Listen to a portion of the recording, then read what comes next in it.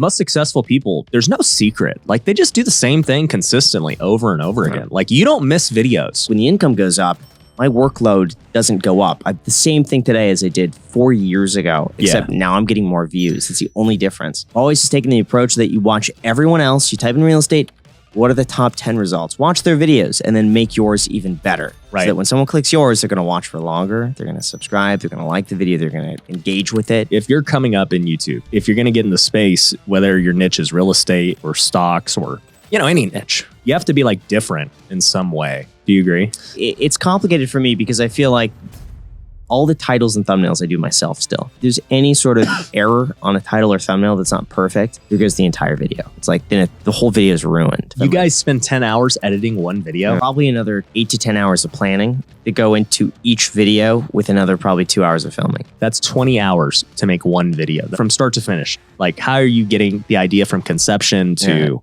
scripting? I'll spend the first 2 hours.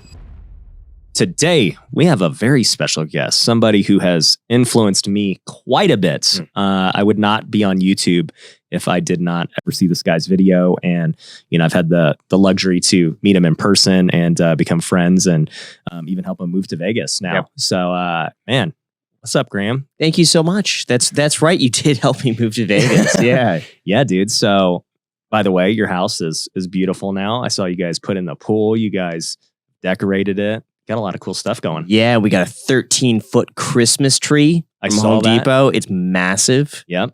So I had to stand on the very top shelf of the ladder, which is so scary. I don't know if you ever done that before, but being like 10 feet, well, no, I wasn't 10 feet up. I was probably like 7, 8 feet up in the air. Yeah. On that little top shelf. It was terrifying. Dude, you got to hire somebody to do that. No. Did you build the tree yourself? What do you mean build it? Grow the tree myself? Oh, it's a live tree? Yeah, it's a live tree. Oh, okay. Yeah. Oh, yeah. No, that's not a fake tree. You got to get the live trees because the smell. Yeah. You walk in, the whole house smells. The smell is great. But I don't think you didn't have one last year, did you? When we went to the New Year's party? Not in Vegas, no. Yeah. But now you got that Christmas feel. Yeah. I love it, dude. So for those of you listening, if you don't know who Graham Stephan is, he's got 3.5 million subscribers on YouTube, just on his main channel. You get probably what? How many total? 4.5. Yeah, probably. Yeah, probably about 4.5. Yeah, just absolutely crushing it, talking about finance, and I've had the luxury to be on his podcast twice, and we'll definitely link to those episodes below. But dude, man, like I just want to say first off on air, seeing your success drastically made me want to get into YouTube. I started last year during the pandemic and, I'd never heard of you. I see one of your videos and then you're like, man, I'm over here making this amount of money. Which on video AdSense. was it? Was it that video? Yeah, it was just one of these, how much I make per month. Oh, it must have been how much I make with 2 million subscribers. I'm guessing. Probably around the time I posted that. Yeah. And I was like, I want because people were like, you should get on YouTube. And I'm like, dude, YouTube's stupid. Like what? Why would I'm busy running businesses? And then I watched your video and I go, nope, YouTube is not stupid. Like that is crazy. Yeah. So that's awesome, dude. And then to see what, about a year and a half later, almost double the subscribers and you're branching out into other things like businesses. And it's been cool, dude. Thank you. Yeah. Yeah. Everyone who has seen that video is all of a sudden like, I want to make YouTube videos now. Dude, it's I was one of those guys. Yeah. I've had so many people texting me too, even just old real estate colleagues, that they saw that video or they saw one of those videos or they saw like the CNBC Millennial Money. Right. And all of them are like, hey, so if I start a YouTube channel, I'm like, it's not that easy. And no. Very few people who have actually reached out have ever even posted a video. So I think it goes like they underestimate the amount of work. They just think, oh, I just post videos and I'll make hundreds of thousands. Yeah. But oh gosh, it's way harder than that. Yeah. Before I started posting, like I knew, I'm like, dude, building a channel with millions of subs ain't easy. It took you years and that was fast compared to everyone else, right? Like, and I'm just like, man, okay, if I'm going to do this, I need to treat it like a business. I need to study the craft of what being a YouTuber is, not just, I think most people, they go buy a camera and then just start talking without any kind of research or anything else. So I actually took your course, which was very helpful. And it's funny because at the time I remember taking it, and when you made that course, you might have had like 300,000 subs or something. And to see your video of like, hey, I got 2 million subs. I'm like, okay, whatever he's telling me at 300,000 definitely applies to get to Yeah. 2 million. That was the thing that a lot of people, I don't want to say they complained about it, but they mentioned, because I made that program, I think it was like, about 2 years ago. It was 300,000 subscribers. And I laid out my blueprint. And in those videos, I'm like, I'm at 300,000 subscribers now. And people are like, well, it's not going to work anymore because now you have 3.5. I'm like, I've been doing the same thing. And that's why people are shocked to hear that like I still have the same equipment. Until recently, it was just me. And I've done everything on the main channel. I mean, that's just 100% just been myself. Like nothing has changed. Right. And so that's why it's like when the income goes up, my workload doesn't go up. The same thing today as I did 4 years ago, except now I'm getting more views. That's the only difference. So everything that I said in that video is still true today. It doesn't change. Well, yeah, and I tell people that too. Like at the end of the day, the most successful people there's no secret. Like they just do the same thing consistently over and over again. Like you don't miss videos. You know, like you get a video, you get all your videos out always on schedule. You've been doing that for the last 4 years? It'll be 5 years. 5 years. December 26th, it'll be 5 years. Yeah, and there's no secret to that. It's just like, dude, you were disciplined to putting it out 5 years straight, you know, not missing a beat. And in the early stages when you didn't know if it was going to be a career or anything, you just stuck with it, right? I loved it. It was fun. It was like, it would be like going to the gym. It's just, I enjoyed it. Yeah. So for me, it was, I was going to do it regardless. Right. So it didn't matter if I was making money. Yeah. And then the moment it started making money, it's like, hey, maybe I should like really make this another level, right? Yeah. Yeah.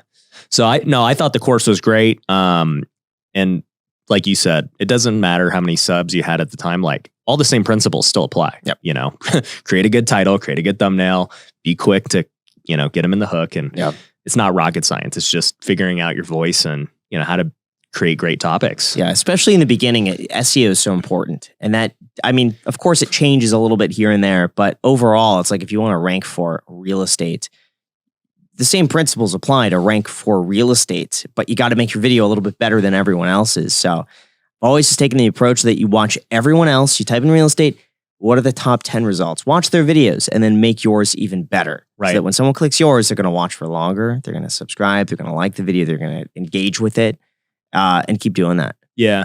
My take has always been, and tell me if you agree or not, is like, you obviously, if you're coming up in YouTube, and this was true for me, like you don't want to try and do what, you know, you do or Kevin does or, you know, one of these other guys. Like it's great to watch their videos and learn, but you know, if you're going to try and make the same exact content, they're just going to watch you. Like what's the point of watching some new guy who has no, you know, following yet or anything else? So it's like, I think if you're going to get in the space, whether your niche is real estate or stocks or, you know, any niche, you have to be like different in some way. Do you agree? Yes and no. So it's complicated for me because I feel like when I first started, there's nobody in the finance space. And I got in thinking I was too late, that YouTube is already saturated. But I was like, well, there's not a lot of finance content. So like maybe that could, you know, I could just talk about that and I'll be able to stand out because maybe there are like 5 people making videos on finance. That was it. Right. The big guys were like Ty Lopez and Grant Cardone. Those were the only finance guys? That had any sort of following. Gary Vee, kind of. But his was more of like the hustle entrepreneur. For real estate, it was only Grant Cardone. Patrick Bet David a little bit. But that was really it. I mean, there were a few big guys on there with like big teams. And so my approach was, well, I'm going to take the opposite of that. I'm just a guy making videos for fun. I don't have a business. I have nothing to sell. It's just it's what I enjoy talking about. And that there's only a few people on YouTube at the time that were doing that. Now I see the people who basically just take my video and copy it, but they don't do as good of a job on it. And so those videos just never take off. But I've also seen channels gain a lot of success, like a ton of success. Sometimes even they get even more views than my videos do. Right. And I'm not going to call anybody out, but they'll basically take my video, paraphrase the entire thing, take almost the exact title, almost the exact thumbnail, except with their face on it. And their videos will do better than the videos that I did. And their content is like almost the same thing. But that's just the nature of YouTube. So it's like, I look at that and I'm like, I don't like, hate on it, but I look at that and be like, how did that video do better? Do they have better watch time? Was this appealing to their audience a little bit more? Did they make it funnier? So I watched those videos and I'm like, well, maybe I could remake mine, do mine a little bit better. So yeah. So it's possible, but like if you take inspiration from someone else's video, you have to make it better. Because otherwise, then it's just you're wasting your time. Right. You're gonna have to tell me off camera who the copycats are. Right. I need for studying purposes. Sure, yeah, I need to see how they're doing it better.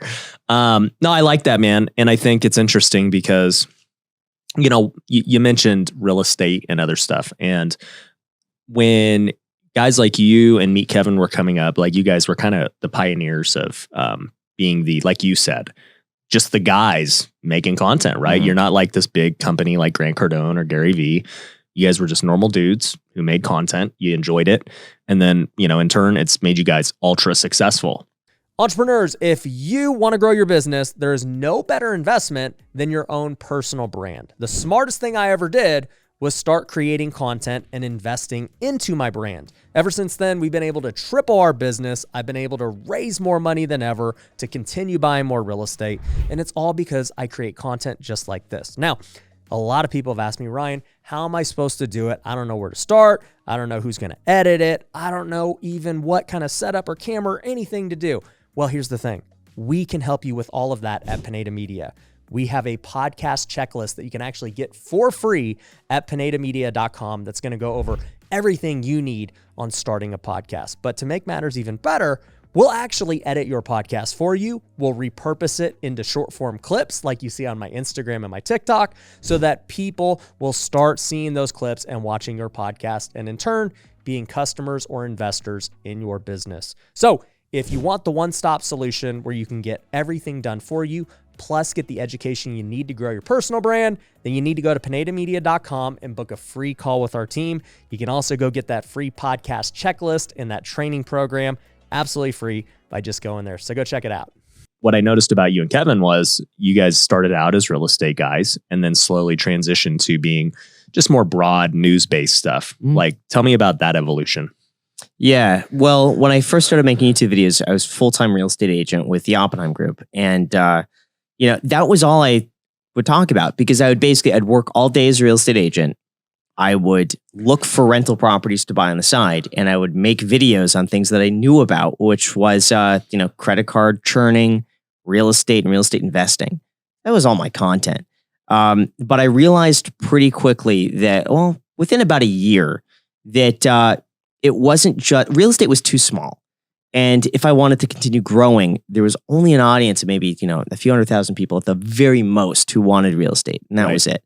And a lot of the content with real estate is so evergreen that it's not like I could make a real estate video, you know, 3 times a week. Like here's real estate, real estate, real estate. It's just, it doesn't change. Yeah. Right.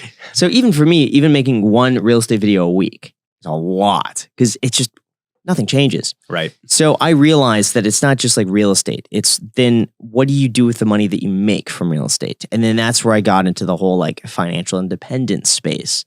And then when I was doing like the retire early stuff, then it became, well, not just about retiring early. It's then about having the freedom. How do you get the freedom? Well, that's passive income. So then I would talk about passive income. And then it's what do you do with that passive income, or how could you transition that? And then it's also the stock market or how to build wealth, personal finance tips. And basically the more broad I went, the bigger the audience grew. Mm-hmm. And so I didn't want to just be like the real estate guy or the stock guy or anything. I just figured anything involving money, because that at the end of the day is it's money. Yeah. So yeah, no, and I could definitely see that in my own channel. Like, you know, I think I've got 160,000 subs now, and I do feel like I've hit the cap for kind of like what real estate is for the most part, you know. And so, you know, the decision I've been thinking about is like, okay, what's the next path do I want to take? Do I want to, you know, go ultra broad and, you know, try and talk about, you know, current events and news and other stuff? And then I just realized I'm like, yeah, I just don't want to do it. Like, I just don't want to research and, you know, stay up to date with like what's happening. I'm like, if I can't script the video in 5 minutes, I don't want to make it. Like, that's just kind of like my MO now. So I don't know. I've kind of just transitioned into documenting my life, kind of like what Gary Vee does, where I'm just like, oh, I bought this house, I bought this apartment, or I started a new business, or, we did this. And it's probably not like the best approach to grow huge, but what I've seen is just like, 160,000 isn't like a small number, but I've seen that the niche makes it so that with my businesses, like they're really devoted and loyal. Yeah. I've noticed that basically, unless you F up, 5% of your audience is going to watch whatever you post. So you could post like a pile of dog crap. 5% of people, this is the best content I've ever seen. Like, they'll love it. So if you cater to that 5%, sure, it's really hard to grow that 5%. And usually to grow that 5%, you have to make the broader content that appeals to new people. You cast a new net.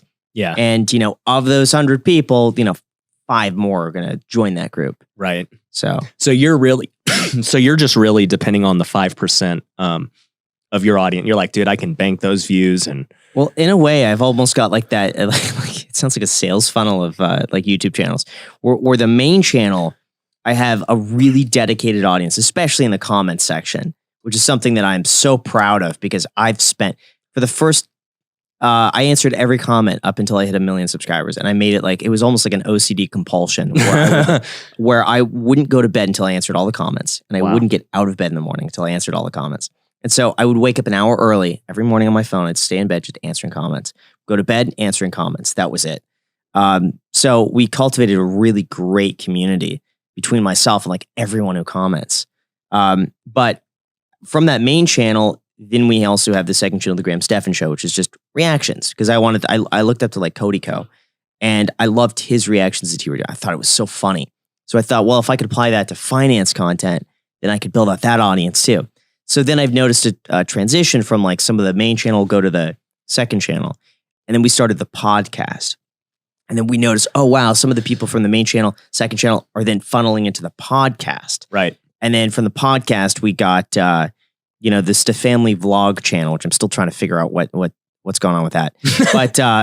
But we had this funnel where it's like you distill the audience more and more and more. And then the Stefamily is really like the core people. Yeah. If you watch the Stefamily, you're like a fan. Oh my God. Yeah. Yeah. So we usually get anywhere from like 20 to 50,000 views a video on the Stefamily. And those are the people who will watch it. I don't want to say we'll watch anything, but just care about you enough to see what's going on in your personal life. Right. But so, my strategy on YouTube is basically to whatever you're interested in. Hopefully, if it's personal finance related, you enjoy some part of it. A lot of people say, listen, I've outgrown the main channel.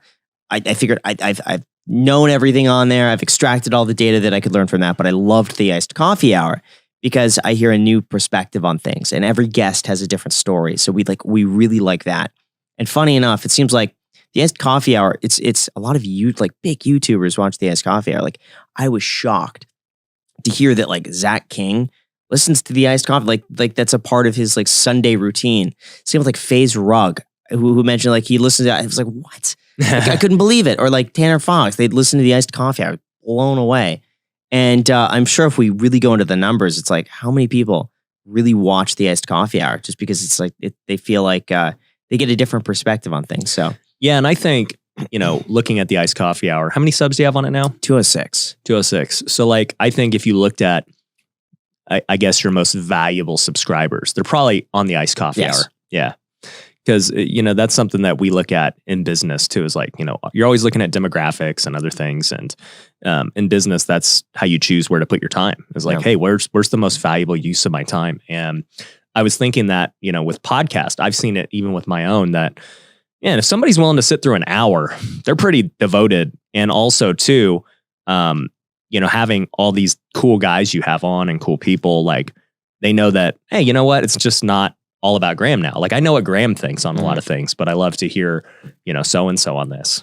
Right. And honestly, none of that would have been possible without the credibility of the main channel. Right. Or using that to kickstart it. Because had I started up the Iced Coffee Hour, just like, hey, brand new to YouTube, the Iced Coffee Hour, first of all, no one would come on. And especially in the beginning, we purposely would have on people that we knew would appeal to YouTube that people would know them. They would click on their names. They had an interesting story. And, even now we're still in a growth phase where if we want to continue with that trajectory, we have to be strategic about who we have on. Right. So so we pre-screen a lot of our guests to make sure that we have the right people on at the right times. Right. So that we don't, falter. Yeah. I think with what you guys are doing with the podcast, most of them are kind of YouTubers or, I think you guys have had a few people that aren't really on YouTube, but to me, it's like, okay, this is definitely the spot if you want to hear like YouTubers raw, and see how they really think and other things. Because when you make a 10-minute video, you're not getting like the full personality of somebody. It's more like, to me, a script, and it's like acting versus the podcast is very real. And you're like, oh, like that's how that guy naturally is. It's usually different than a 10-minute video where you got to like hype yourself up and like get going. Yeah. But it's also very interesting that a lot of those people want to talk about money and business, but they can't on their platform because it's so different. So imagine if someone like, so-and-so is, has a channel that appeals to millions of people. They can't say, hey guys, here's how much money I make, because that's not their style. It's not their demographic. But on the Iced Coffee Hour, they could talk about all of those things because it's someone else asking them those questions and it just comes up in context. Yeah.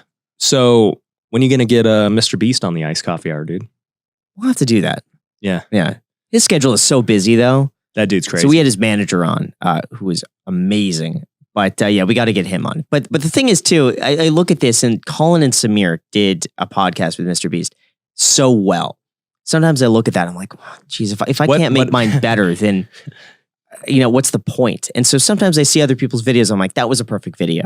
I can't do it better than that. So I'm not going to do it. Well, you can ask him about his Squid Game video. Like there's new updates on what he's doing.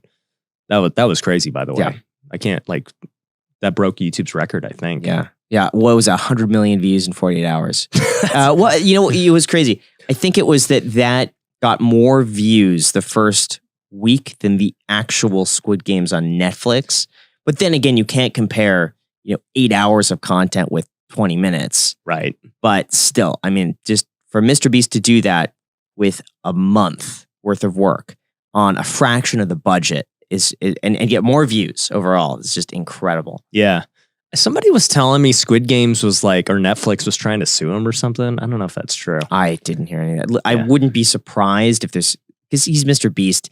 I bet anyone would be like, hey, I'm going to sue just because he's Mr. Beast. And what? It's so from my perspective, it's like, dude, he just brought Squid Games even more attention. I agree. Like that was free marketing, 100 million views.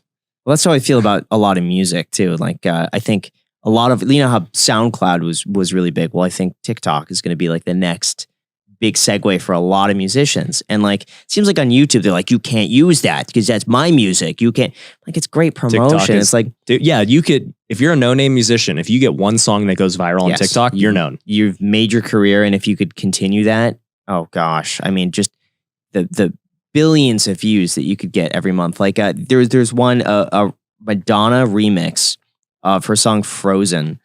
And gosh, this guy blew up on YouTube. He's got millions of subscribers now. And he blew up because of his remix of Madonna on TikTok that everyone is using now when they go to these really cool locations or they're running off a cliff.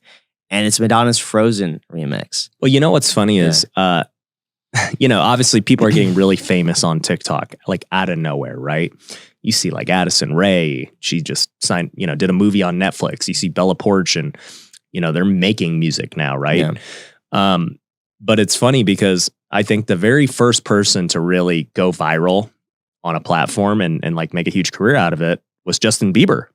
Justin Bieber got found on YouTube. Yeah. He was just, I don't know, singing some song, and Usher saw him, and then boom. And I remember hearing that story, he was 12, 13 years old. Like that, yeah. And it's just dang, he got found on YouTube. And back at then, that was a crazy thing. Yeah. And then now today, it's oh, well, of course, that's how you get found. Yeah. So, but I could see that happening on TikTok. I think especially with musicians. I think that, I don't think it's been an easier time for music, but in terms of going from nothing to 100 really quickly. I agree. It is the easiest time to be a musician because you don't need management the way you used to, go sign a deal and, make things happen. Like, dude, you just put your stuff out to the world and you're going to get people stomping at your door. I remember. Yeah. Well, I remember too, this was like 10 years ago.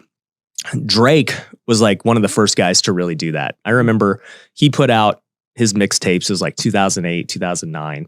And I remember hearing his mixtapes. I'm like, this guy is cool. And then I remember there was this huge frenzy of like, Lil Wayne and Rick Ross and all these guys trying to sign him. And he didn't have to go the route of like all these other guys where they signed for pennies. He's like, dude, you guys are about to pay me a boatload of money, like off the bat. Yeah. The only difference now is that I feel like musicians also have to be great marketers. And if Drake didn't have Degrassi, would he have still had the same success? Because that at least got him through the door. Because I remember hearing his first few songs and be like, oh, that's Drake from Degrassi? Right. What? Yeah. And I was like, but the music's good. How is he able to do this? Yeah, because he just plays such a nerdy guy. Yeah. He's like, this guy's a rapper? but he was able to use that as like his catalyst to getting in a lot of these places. So I feel like now as a musician, like you need that little boost, or you need to be good at marketing. 100%. Otherwise, it's not going to go anywhere. Yeah. And the thing I always tell people is like content is marketing, right? Like you're marketing something, whether you're trying to get people to subscribe and get more views, or whether you're marketing your business or you're marketing, your company so people can come work for you. Like there's always something that your video is trying to market to. And so it's like understanding what you're trying to do with all your content. But I think speaking of TikTok, you and I had this conversation when we first met. When was this? This was, I think, you gave me my viral video, man. I went from nothing. Well, not nothing. I think I had like a few thousand followers on TikTok to 250,000 within like a few days. Yeah, we made a bet live video. Yeah, I was like, show people what you make on YouTube, and I guarantee you're going to get millions of views. And how many views did it get? 17 million views. 17 million. You said 1 million views.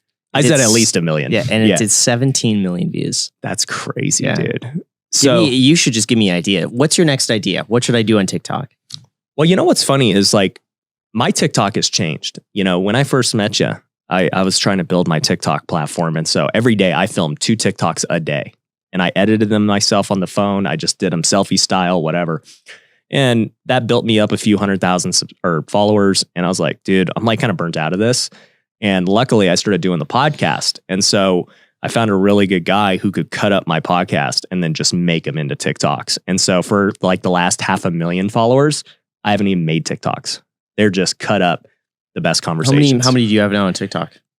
Like 920. Are you serious? Oh, geez. Yeah. So we're almost at 1 million. The goal is to get to 1 million by the end of the year. Wow. Yeah. So, and it's literally without really any effort. I'm sure that there's going to be a TikTok that we do from this podcast that's going to do over 1 million views. It's probably this conversation right now. Maybe. We'll see, guys. Prove me wrong. Make sure you guys share this video on TikTok. But yeah, so I don't do much thinking on like TikTok ideas anymore because the team just kind of takes the best clips. But I would say for you, man, like the funny thing about TikTok, you kind of mentioned it with YouTube earlier of like somewhat copying, successful videos and stuff. You already had a 17 million view video. Just do it again. Do an update. Oh, geez, really? Yeah. This is like the same thing, but maybe not. Yeah, but that was like over a year ago. Right. If you just do it again, I guarantee you. It's the same though. Million plus. My income is the same. People don't know that. People have never seen that video. It's old now. Just like you remake videos on YouTube, a year later with an update. This is an update. All right. You think another 1 million views? At least 1 million. Oh, come on. Okay. But now you have like a high ceiling to break. You got to beat 17 million. All right. So I think TikTok's great. I'm just curious, like, why you haven't put more effort into it. Because like you're saying, like, I believe in it. And then at the time, I think over a year ago, you were like, I don't care. Yeah, no, I really believe in it. It was who really kind of solidified that was Erica Kohlberg. I'm sure if you've seen her content, but yeah, she had that one like, where did you learn about this? I learned about it from Erica. Yeah. Subscribe for more, like something like that. And now everyone copies that format, but her video got like 60, 70 million views.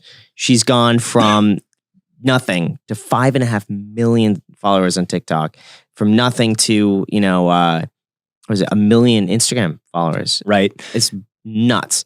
But seeing that she found a format that works and just continued it, for me, it's just, I don't know. I have a hard time getting into it. And for me, it's all about like what I'm interested in. I don't spend a lot of time on TikTok. Right. I'm just not that excited about it. Like, I know I should be. It's like, you should be going to the gym every day. Like, it's the good thing to do. I just can't get into it. I don't know why. There's a block that just. You know what's funny is, so I was hanging out with Erica at FinCon in Austin, Texas, before she blew up, and she was asking me about TikTok and business and stuff. Her and I've been doing some different business things, and she posted that first video, and I think she had like 250,000 followers. And she texts me and she's like, dude, this is crazy. Like, I went from 0 to 250 in like a week. Yeah. And I took a look at it because I'd seen it, and I go, literally just remake that video over and over again. And I was like, I guarantee you're going to be over 1 million in a month. Mm-hmm. But she like shattered what I thought. I know. And it's funny just like seeing it. I'm like, and that was the point, is like, dude, when you get a successful video, just literally remake it over and over again. Like, that's all these TikTokers do, and to a degree, I mean, it's what YouTubers do too. It's like, I remember watching Kevin when he started blowing up last year.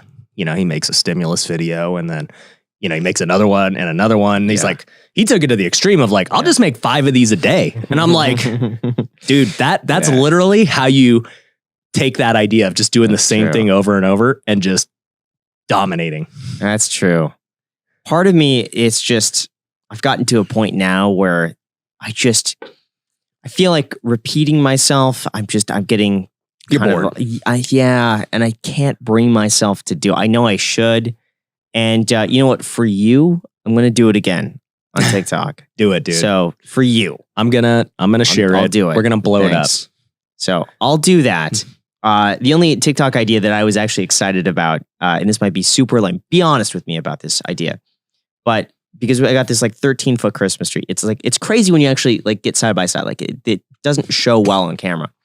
But I've got everybody's reaction coming in the house, like, oh wow, that's great. Like, and I got like 5 reactions like that. So I thought it would be fun to do a TikTok about the biggest Christmas tree that I could find. Show the reactions. Oh wow, before I show the tree. Then show the tree with like everyone standing next to it, looking up, and I don't know if that. And I thought like around the holidays it might do, but maybe that's boring. I don't know. Be honest. Maybe that's. I've seen anything go viral on TikTok, especially Christmas season. So I think you'd have to do it pretty soon, though. Yeah, Christmas is coming. I would do up it this week. Yeah, I like the idea. I think though you can make the YouTube video in 5 minutes, and it's going to get millions. But what could I do beyond the YouTube video? You know what I would do, dude? Yeah. 2 different things. One, I think you could just copy me and just repurpose what you've already got, right? Just find a guy who's really good at taking your existing content and turning it into TikToks. That way it doesn't really take any more time out of your day. Mm-hmm. And it's exactly what I did. The second thing I think you could do is just kind of take the key points from your YouTubes and make them into 1 minute, because, like a lot of times, right, there's like 3 bullet points. Yes. Just hit them in 1 minute. The market's doing this. Here's why, whatever, right? Watch this to see what stock you should pick. And then you do it. You just take, because now you're not even creating a new idea. You're just making 2 versions of it, the 10-minute and the 1 minute. Are TikToks ever evergreen? Like, let's say 5 passive income ideas to make $1,000 a month. Is that the video that I could make once and then it just keeps getting recommended? Or is it like you post a video, gets pushed for a week, it's done? Well, there's no SEO like there is on YouTube where people can go search for that video. You're just banking on the algorithm showing it, and the algorithm does show videos from months ago. Mm-hmm. I'll have videos that, whatever, they got a certain amount of views, and then I'll look at them a month or 2 later. I'm like, how did this get so many views? It just went viral. And so that can happen, but it's just not search-based. Got it. So I would need to continually remake content to get it pushed. Right. Okay. But I think too, and this is my opinion, is that TikTok, when you have people like Erica and stuff who like really have a viral video, your next videos, they're just going to like push it out. Yes. Because they know. And, you had the 17 million one.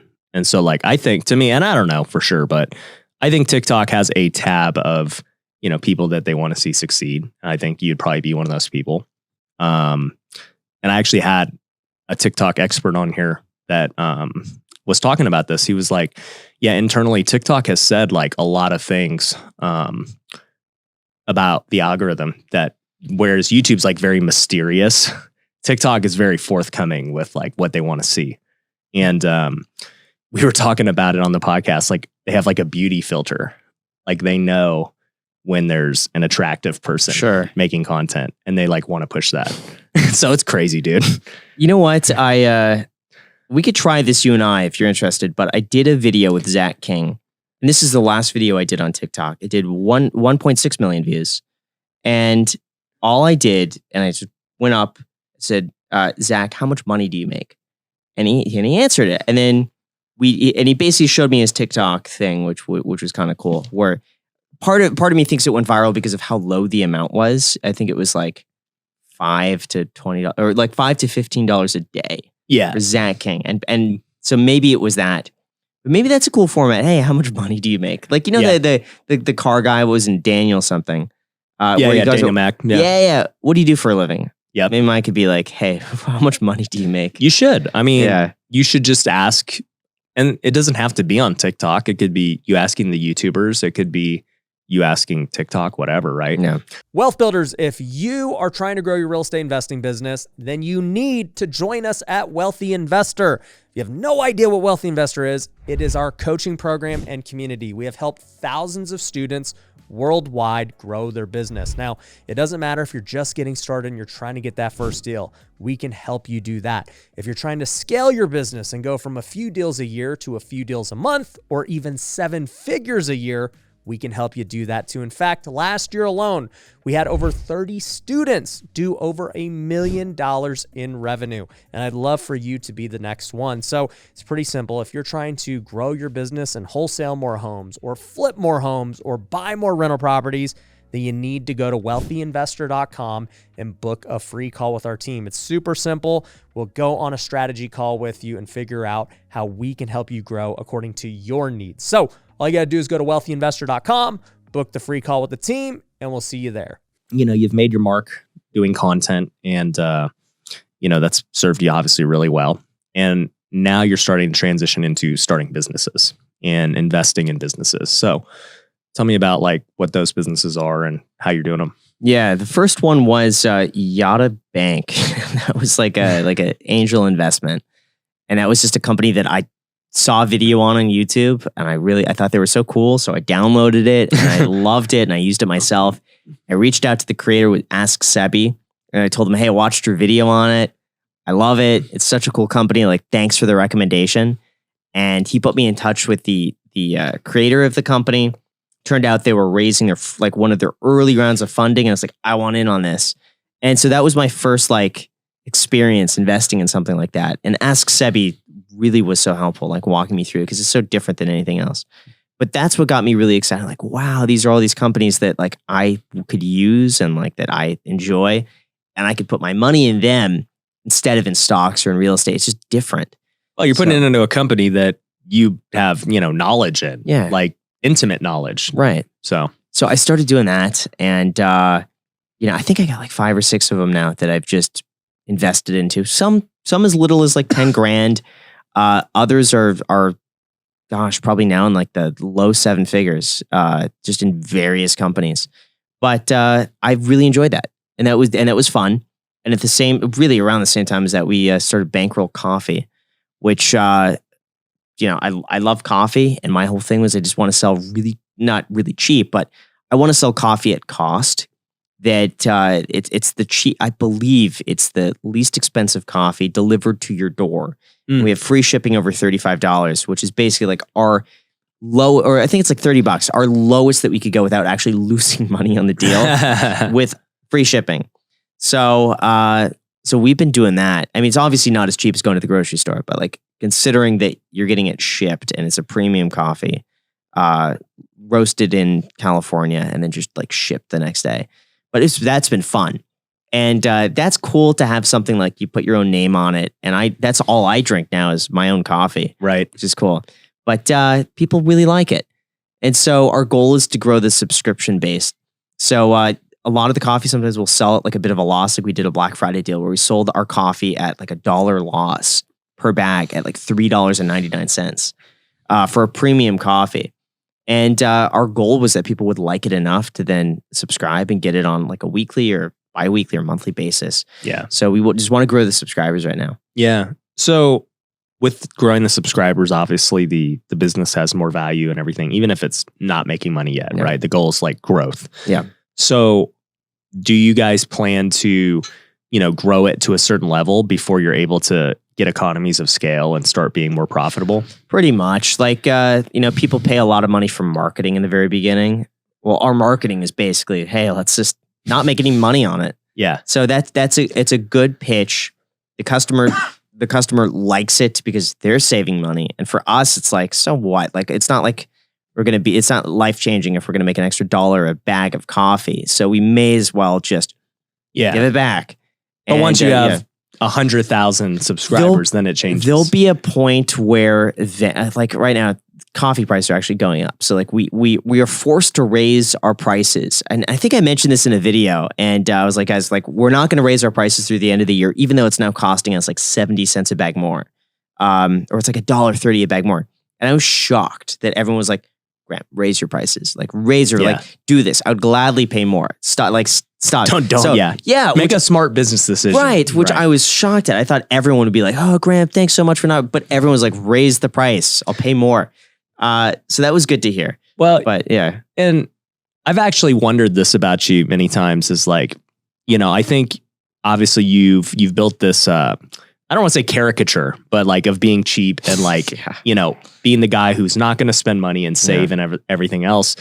And it's made me wonder about, potential products and businesses and services you're going to have in the future, right? Like this is the first wave. And it kind of confirmed it of like, hey, we want to be the cheapest. Like that's the brand. We want to give the best value for the lowest price, do you, obviously you're very concerned about like even raising it $1, right? And so how do you see that with like running businesses going forward between like wanting to represent, your personal brand well as being, I would call it the people's champ, versus, hey, dude, I got to make smart business decisions. Like this is not, everything I've always started just because I've been really like obsessed and passionate with it. And they've always done well, like with the YouTube channel. Like I wasn't making any money for the first like really 2 years compared to what I was doing as a real estate agent, but I just liked it. Yeah. So I always just assume that if you have a good product and you're really into it, it's just naturally going to do well. So I've never really focused much on like making the smart business choices because usually I feel like the smart business choice is just to be really passionate about it. And if you are, then you'll do the things that tend to make more money. But yeah, no, there's got to be a point where we got to raise prices and or we got to build in a little bit more margin. Now we do have margin, like a good healthy profit on like accessories. So when people buy a mug, we have higher markups on mugs or like straws and different things like that. So merch. Right. So that's generally where like we'll make some money back is like we'll sell the coffee. The coffee could be a loss leader, but if they order the mug, and they spend over 30 with the free shipping, then we can make money that we could reinvest. But it's like buying a new car with the warranty. They make their money on the warranty. Right. So at some point, my goal is that like, if we get tens of thousands of people on a subscription, even if it's a small amount, spread that throughout so many people who have it on a recurring basis, it would give us a lot more value and leverage. Right. And so at that point, either we just continue on that trajectory or, maybe partner with a bigger brand. I have no clue, but I just like to me, if it nothing happens with it, great. If something happens to it and, it's we all partner great. with someone else and they buy 50% of it, cool. Well, that's what I was thinking is like, eventually if you guys do take it to the next level, you'll end up being acquired or you'll get some new, investors. And, at that point, they're going to want to make better business decisions, more profitable ones. We don't want to raise any money because we don't need to. Right. So my thing is like the fewer people, the fewer cooks in the kitchen, the better. And if we don't need to raise money, if it's something we could do ourselves, which this we just do ourselves. So like, there's no point raising money. But the hardest part for me is removing myself from the brand, because right now it helps to sell if I'm the face of it, which fine. But eventually, I would love for this to be a coffee brand. I don't think we're ever going to be in stores. It's just too expensive to be in stores. But like, where people could go to bankrollcoffee.com and still buy coffee not knowing me. Like, that would be the biggest compliment, is that they have no idea They just who I like am, the brand. but they're like, oh, that's a cool bag of coffee. I saw it at someone's house because the packaging is really cool. I just wanted to buy it. Yeah. That was it. I love that. I've thought about that too with my businesses. It's like, I am the face of all of them and I market for all of them. And, like with Future Flipper and education, I've thought about this and I'm like, man, at some point, if I ever wanted to step back, right? Like, we have coaches and we have all these other things too, but like, could we, run efficiently without me having to market it, And so thinking about new strategies that aren't dependent on me is definitely what I've been thinking about as well. Yeah, it's tough. Yeah. It's really tough. Well, because we get all the free traffic anyway, right? Like, if we go buy Facebook ads with, or no name on it, just, hey, here's Future Flipper. It's a real estate education company. Here's Bankroll Coffee. It's a coffee company, but there's no Graham, there's no Ryan. Yeah. We already know it's not going to do as good. No, I would look at like Grant Cardone at that, because to me, he's like, especially for real estate, the biggest face of what he does. And you take him out of it. I don't know if Cardone Capital. Well, first of all, Cardone Capital, like, you have to change the name then. Yeah. But I feel like if that were possible to do, he would have already done it. Maybe, but Grant is such an integral figure of that. Or Dave Ramsey has been trying to do that, and he's gone from the Dave Ramsey show to the Ramsey show, changing a lot of his stuff to the Ramsey Network. But now his children are kind of taking over it. Well, I think when you look at those guys compared to you and I are both low 30s. I'm 32. You're 31. And, like, we're already thinking about it in our low 30s. Like, those guys have been using their name for longer than we've been alive. Yeah. Right. And true. so for them, they're just kind of like, they've ridden it to the top. So you can't hate the strategy, And I don't even know that Cardone wants to have his name off anything. Like, he loves it. Yeah. I agree. Whereas Ramsey, I don't know, Dave, but obviously he's making the moves to make it more like a legacy company, like friggin' Johnson & Johnson. Like, yeah, Ramsey, he was some guy. Yeah. But now this is this financial education network. So it's interesting. But I think, man, there's just really nothing more powerful for a business than having, a personal brand behind it. I mean, Elon Musk is no different, right? Yeah. Like, Tesla is only so valuable because Elon is the face. And if Elon were to resign tomorrow, what would happen to Tesla stock? Yeah. It'd be not good. But you know what? Jeff Bezos walked away from Amazon. When Steve Jobs passed, Tim Cook took over, and those brands survived and excelled. Well, Amazon might be too soon, but at least with Apple, I was shocked. And I thought originally, I was like, oh, when something happens to Steve Jobs, there goes the innovation. But Apple's continued to do well. Yeah, they have. And Tim Cook is really taking it in a good I don't know that direction. their innovation is as good anymore, because I mean, I don't even know, other than the Apple Watch, other than improving the current. Maybe they're just improving the car. But I mean, if they do the cars, if they do self-driving autonomous cars, Apple cars, that'd be sick. I've been thinking Apple should have gotten in cars forever now. Well, I think Apple's also, all these guys are focused on VR and the metaverse. So I think Apple's going to be at the forefront of that as well when it comes. But I think the only difference with Jobs and Bezos versus Musk is Musk has such a huge social media following that those guys weren't really active outside of their business. Like, everyone knows who they are, but it's like, does anyone really know Jeff Bezos' personality? Or, people know Elon's a character and this dude likes memes and he'll say whatever he wants and you never know, like, he's unpredictable. Yeah. So we'll see how that goes with them. But, Tesla obviously is doing pretty well. So whatever he's going to do, he just keep doing it. I know. So yeah, man, it's pretty cool just seeing you transition into the business side. One thing that I'm curious about for your transition is, time continues to go on, is like, at what point do you think you'll start delegating more, and because I know you still do like almost everything yourself. Do you ever see yourself being less attached? No, I doubt it. I've been training Alex now to edit my main channel videos. Yeah. So for for the last month, I've edited all the videos myself, but then I've paid him to edit the videos too. Just to compare. And then we compare side by side to see his edits versus mine, and we try to get them as similar as possible. So now he's started to edit my main channel videos.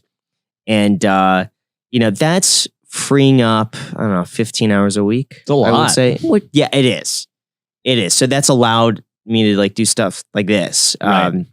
Because Alex is editing a video that might post today right now.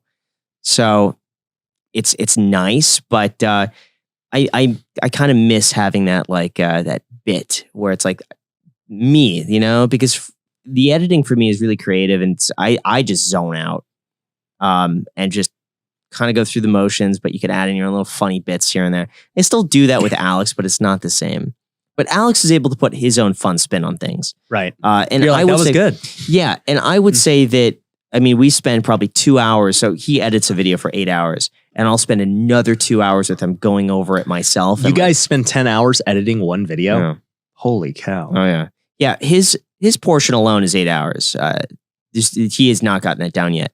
Eventually, he'll get good enough where he can do 5 hours. But, going over it again, and like every frame, I'm like, take that a little bit shorter, make that a little longer. Sometimes we'll drop the audio and extend it into the next clip so it doesn't sound like too abrupt of a cut.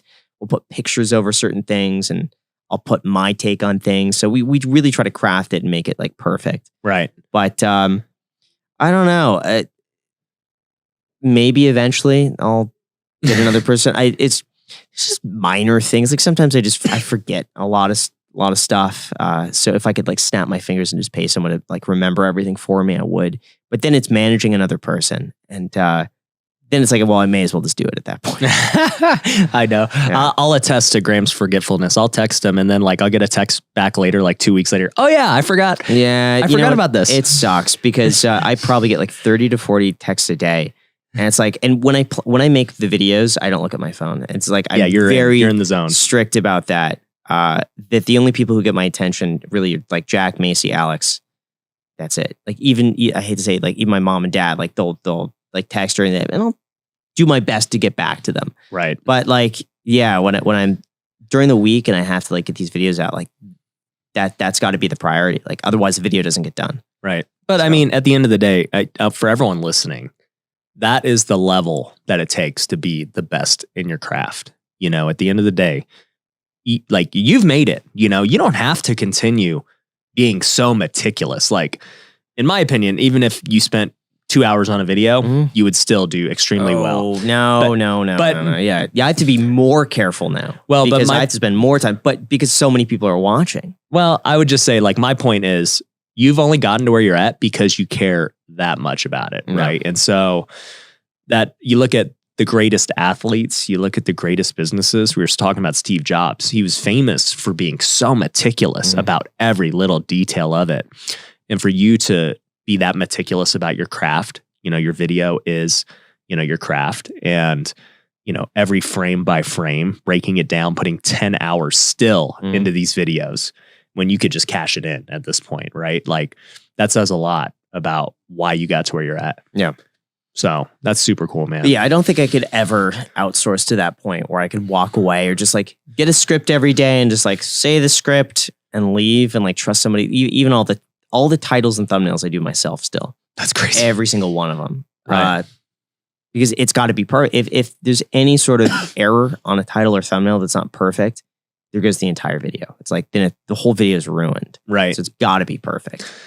I'll say, I've thought about this too, is like, I'm kind of detached. Like I take the totally opposite approach, mainly because I don't enjoy editing. I don't even know how. I don't know how to make a thumbnail. I can't do any of it anyway, nor do I want to learn.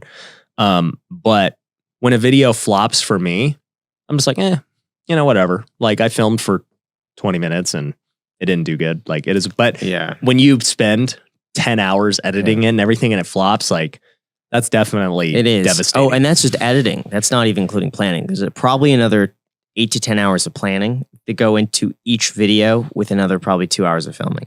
That's crazy. So there's a lot of work that goes into every single video that has to be perfect. Walk me through the process. So for anyone listening, like that's 20 hours to make one video. That's a full day, right? Actually, that's 2 days, really. Yeah, that's why I could only post 3 a week. Yeah. So how are from start to finish? Like, how are you getting the idea from conception to scripting? Usually I'll wake up around like 7 a.m. Sometimes the earliest 6, latest 7:30, somewhere around there. But I'll spend the first 2 hours reading everything on the internet, like everything. And I do that listening to Meet Kevin's live stream. So you're like absorbing all this everything, information. Where are you Correct. what do you look at? What websites? Well, I start with YouTube. So I'll listen to Kevin's live stream and I'll see what other people are posting on YouTube that day. Then I'll see what is getting recommended on my homepage on YouTube, because that's whatever YouTube is recommending at the time. So those are the topics it thinks that people want to see the most of. Right. So I'll look at that and I'll see like what people are posting, what's getting recommended right now by YouTube. Then I will go on CNBC. I'll scroll through every single article that they posted that day, like everything. Then I do the Wall Street Journal. Then I do CNN Money. Then I have this one website. I don't know what it is. I randomly came across it that aggregates all of the business articles online into one homepage. Wow. And there are updates every minute. Oh. And also, seriously, because you got to think, this aggregates information from like 20 websites and posts them all like consecutively when they post. So I just scroll through them and I'll see like, does anything stand out to me that I think would be a good YouTube video or that's a cool topic. I'll go through Reddit. I'll see what people are talking about on Reddit. But just about 2 hours there where I just see what's going on in the day. And the worst days where it's like there's nothing going on and I got to get a video out. Right. So on those days, I usually have a backlog of like 10 video ideas where it's like I could post them at any point. They're more evergreen. Yeah, like today's video is one because there's not really that much going on over the weekend. So the top 5 credit cards to get for beginners in 2022. Like I've done one of those videos a year. And good time to get that video out because there's otherwise not much going on. So I'll then revert back to an evergreen video. And usually by the time I'm done with that, something will happen in the market or there's something to talk about. And then I could make a video on that. So it's a lot of work just to pick the top. Picking the topic is, I think, one of the hardest parts. Like once I have a topic, I could usually force myself to sit down and plan it out. Right. And it sucks because sometimes you're just not in the mood. It's just, you sit there and you just, like I know. an hour goes by and you got nothing done. And you get upset. You're just like, I just wasted an hour. Like I could have done all these things in an hour that I just sat here doing nothing. Right. And there are those times you just got to suck it up. And usually what I've done is like, I don't end my day until that video is planned. Like if I like, what I'll do is I'll make like a to-do list. And even if it's just like Monday, plan a video. I do not end the day until I plan the video. Right. Like it just doesn't happen. I'll always plan it. And sometimes if it's like 2 p.m. and I'm only like 10% through, and what I'll do is then I'll say, well, I'll reward myself. I'll get DoorDash sushi, like $60. Yeah. But I'll get that as my reward when I finish. And I'll always finish because I want the sushi. Right. And I don't think there's ever been a time where I've set a goal like that. I just haven't done it. You find a way to do it. Yeah. So I get it planned. I think one principle I use is called Parkinson's Law, which basically states that if you give yourself a certain amount of time, you will use that certain amount of time, right? So it's like, for me, if I said, hey, I got all day to do this one video, then I will take all day. Yep. It's like what kids do in school. They procrastinate till the very last minute. But like, I literally don't have time to do all the content. So I'm like, hey, I literally got an hour to film this video. And so it makes my mind think like, okay, well, I only got an hour to script this thing out, come up with the idea, film it, and like, let's roll. And then like, that's what we do. And what you see is based on just kind of that thought process. And, you know, I think I could do way better videos if I devoted whatever, more time. But I'm like, dude, it's just not that important to me to like create the very best. I'm like, for me, I'm just like quantity over quality. I'm like Kevin at this point. Like, dude, just like, let's just talk. And you know, it's just easier. Yeah. But to see like your process, you use a very similar reward system of like, hey, you know what? I got to finish by this time so I could order DoorDash, and then boom, it gets done all of a sudden. Yeah. So maybe you need to like start setting lunches for yourself. Like I'm going to have whatever lunch. That slows me down. Okay. It's so weird. Anytime I eat like a meal, I just slows me down. You just say intermittent faster? Not really. I like the little snacks, like Cliff Bars. Okay. For me. So like in the morning, just Cliff Bar. Lunch, maybe just a really tiny salad. Yeah. That's it. So you'll aggregate the news, you'll pick what the topic is, you'll spend all this time scripting it. How long does it take you to actually film? Depends on the video and depends on how well I could speak. I'm sure, as you know, there's sometimes it's like you cannot pronounce words. Right. And you'll say the same sentence 20 times and you just can't get it right. So how is it when you edit those where you're just like... It's easy because I edit. I do the initial cuts myself based on the audio clips. So you could tell based on the audio. So let's say I spend 5 minutes trying to get like one paragraph. You just see all the times I try to say the same thing and I just go to the very end. So it doesn't add any extra time. Okay. The more takes I do. It's just more time filming. That shows my editing experience. I had no idea. I don't listen to any of the takes. I just know the last time I say something is the one I'm going to use. So I'll keep saying it until I'm like, all right, that was the one. Okay. But yeah, some videos maybe an hour. So you're like your 15-minute videos on average, right? 15-minute video on average, an hour and a half. Because sometimes it'll take an hour, sometimes it'll take 2.5 hours. It just depends. Sometimes and you'll just keep the camera rolling and you're just, trying to get the best take of it. And sometimes it's like you're in the flow and usually what I'll do is I have a script off to the side, like word by word. You word by word every script? Every script. So every word I say is carefully thought out and planned because like what I do when I do a script, I'll write it out. I'll take a 10-minute break or like I'll go to the gym or something and then I come back and I read the script out loud as though I'm saying it for a video. Because sometimes you'll write something and it sounds good, but then you'll read it back and you're like, well, I've reused this word too often, so let me find a different word to say here that means the same thing. Or this sentence is kind of repetitive, so I edit basically my speech by speaking it out loud, and like I'll just delete things, or if something isn't clear, I'll go and I'll clarify it. But yeah, so I speak it out loud. And then that way, by the time I film it, I've already spoken through the entire thing myself. I know it flows well, and I just got to say it, and I got to deliver it. So what I do is like, if the camera's here, I'll have my phone like off to the side, like you can't see it. Right. But I'll memorize a paragraph, or I'll memorize like 1 to 5 sentences that I want to say, and I'll just repeat it back to the camera. So look at the script, do it again. Yeah, so there's never like a teleprompter or anything, but like, and it sounds better that I memorize it because then I speak it sometimes in my own words. It's not always like word by word, right? But I'll be able to say it naturally in a way that like it sounds like I'm talking. Right. No, that's amazing, dude. Like, I think I use bullet points mainly, but very much the same. Like, I'll read a bullet point, I'll look at it, I'll say, okay, then I'll freestyle the bullet point, look at the next bullet point, freestyle. And I found for me, I tried to use the teleprompter one time and it was so fake. Like, I was just like a news anchor. Yep. And I'm like, dude, just give me the bullet points and I'll speak it in my own words. You got to practice using the teleprompter. It's hard. Yeah. So Kevin used to use a teleprompter and I couldn't even tell because of how good he was. Yeah. And I was Kevin shocked. could be on CNBC. Yes. but Kevin could go either way, which is unique because I've seen Kevin do his unscripted videos where he literally just records and talks for 20 minutes and it's perfect. But I've also seen him with some videos do the teleprompter.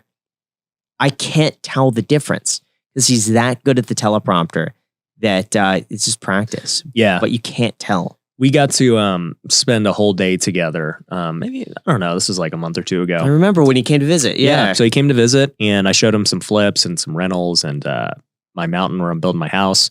And just seeing him free flow. Like, we didn't have an agenda. It was just like, hey, you want to freestyle this? Yep. All right, me too. Let's do it. And then it came out good. Yeah. So I love that video, by the way. Thank you, man. Really good. It was a good video. Kevin's he's a nut, dude. Yeah. He's funny. All right, as we wrap up, dude, I got one final question for you. Yeah. Obviously, you love YouTube. You're doing exactly what you want to do. You just walked us through that entire thought process. But if you were to stop doing YouTube today, what would you be doing? That's a great question. I like that a lot. I'm not exactly sure yet because I couldn't physically like do nothing. Right. And I can't just relax. Like, I'd always love to be working on something. I love the reef aquarium that I have. I don't know how much more I could tinker with it though. I don't know why, but lately, and I brought up the music thing, but lately, I've thought about doing music. Really? And I know, Do you yeah. play? What do you do? Yeah. I played the piano since I was a kid. Drums have been the You got big that thing big that- baby grand, right? Or is it a Yeah. full grand? It's full grand. Full grand, right? Yeah, 7'4". Yeah. It looks small in that room though. Yeah. But I would love, and this is why I actually mentioned the designer. I wanted to turn that garage into another studio, but like I wanted to put a drum set in there, grab a guitar, get a keyboard in there with a bass, and make music. Have a legit so- garage band. Right, like the actual garage band. But like I look at like Dave Grohl being able to play everything himself, and you know, I really admire that. Or like 9 Inch Nails, where he does it all himself. But like I don't know. So I think that would be if I were to stop doing YouTube, I'd probably go full time in music and just I don't know. And that's why I was mentioning like the TikTok thing. But not that You know what? I retract what I said about TikTok. Yeah, Your yeah. viral TikToks are going to be your music career, dude. yeah, I mean, You're going to but- change your bio to musician, yeah, not but YouTuber. But like, I think how cool would that be to transition from like finance to music, like two totally opposite sides of the spectrum. But part of me thinks it would also be really cool to go full circle, because in high school I wanted to be a musician in high school. Like I played the drums and I was in a band, and I decided not to pursue the band. It was the toughest thing ever, because I was afraid of not making enough money to be able to pursue that career. And Right. I remember like that just seeing, we'd play shows on like the Sunset Strip in LA, and seeing these fantastic musicians, like they were so talented, but they were like living in their vans Yeah. and they had nothing to fall back on. And they were the best. Like these are musicians who like I would look up to and be like, oh my God, like how are you that good? Even some of the best musicians who are like touring, I was always worried about the financial stability. Like if you're not that top 0.0001% of drummers, let's say, you got to get another job. Yeah. And I didn't want to be in a position where it's like, sure, I'm drumming, but that comes at the sacrifice of like, I don't know if I'm going to be able to provide for myself. Yeah. Well, I So mean, the cool thing is now you can, if you choose to go that path, Right. you know. So, yeah, so that would be a path I would take. But like, as much as I love music, I also love business. So, I love like, making money. So, but that's the thing. It's like, I wouldn't just be making music to like goof around, but I would make music that I feel that would do well commercially, or that would do well on TikTok, or that would do well. Like I couldn't just be like, oh, I'm going to make a funk band because that's what I like That's my playing bet. to. Yeah. I would make music that I think like this would be something that people could use in their TikToks or Yeah. I love that, dude. Have you ever mentioned that on any No. of your shows? Actually, no. I've You never guys heard mentioned it here first, man. that. You did. So You did. Like I really look like Zed. I think that Zed was a perfect example who did the Squid Games remix. I haven't seen that. I'll Yeah, have to check it out. it blew up from, I believe it was from TikTok, but he posted this Squid Games remix. Yeah. And it's really good. Yeah. Just listen to it. It's I'm gonna. hypey. I everyone already uses it know on TikTok. our thumbnail now and our title. Graham Steffen's gonna become a musician. Let's not jinx it. Let's not get ahead. It'll be He's something. gonna be a rock star. It'll be something where if it happens, if not, Yeah. if not. But yeah, in the back of my mind, I think that would be cool. But I wouldn't give up YouTube for that. That I want to build out the studio, because I'm always just like, hey, if it happens, it happens. But just like transitioning from real estate to YouTube, I would be doing music on the side, and it would just purely be a side thing. If it takes off, great. Well, I think. But Yeah, I think you could do it for fun. And, you know, if you wanted to put it on your TikTok because you're not really, you know, serious about TikTok compared to your YouTube channel, like, I think that's a great place to put it. It's funny. I talk a lot about, well, I don't talk a lot about crypto, but I like NFTs and crypto. But, you know, when I post stuff on my main channel or my Instagram, people don't really care about crypto. yeah, But I know Twitter is like huge on crypto. And so I'm like, you know what? I'm just going to post like all my you know, thoughts on crypto and NFTs on Twitter. And by the way, guys, follow me on Twitter, Ryan Pineda Show. Yeah. I don't even have 1,000 followers, but I'm just like, you know, I don't really care what happens. Yeah. And it's a different thing. So I think that'd be cool. yeah. Well, cool, dude. Just want to say, dude, appreciate you coming in. This was the earliest podcast we've ever done. And for the 7 a.m. Yeah. 7 a.m. for the one and only Graham Steffen. Thanks, So man. guys, make sure you I'm sure everyone's subscribed to your channel, but if not, make sure you go subscribe. We will link to it down below. And if you guys liked this video, Graham, why don't you tell them what to do? You got to destroy the like button. Just do it. Just smash it. A lot of people, they see Graham and they're like, oh my gosh, this is my idol. This is the man, you know, so they don't want to check him. Yeah. They don't want to say, Graham, I think that your opinion here is wrong. And we totally have different perspectives on money. Some things like you're like, dude, he's so smart. And other times you're like, this makes no rational sense. Entrepreneurs are so caught up in